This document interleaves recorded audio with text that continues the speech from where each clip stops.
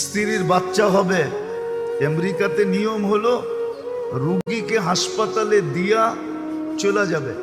বাচ্চা হবে, বাঁচলে বাঁচলো, সব কিছু ওরা কমপ্লিট করে আপনাকে 2 দিন 3 দিন পরে ফোন দিবে, আপনি এসে নিয়ে যাবেন।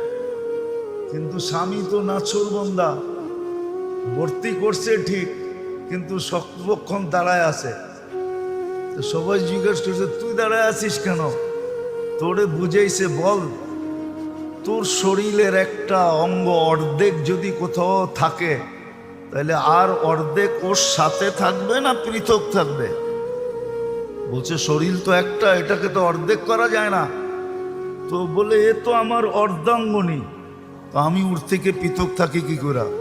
ও তো 10 মাস কষ্ট করলো আমার বাচ্চার জন্য, আমি ওর জন্য 2 দিন কষ্ট করতে পারবো না? এই স্বামী স্ত্রী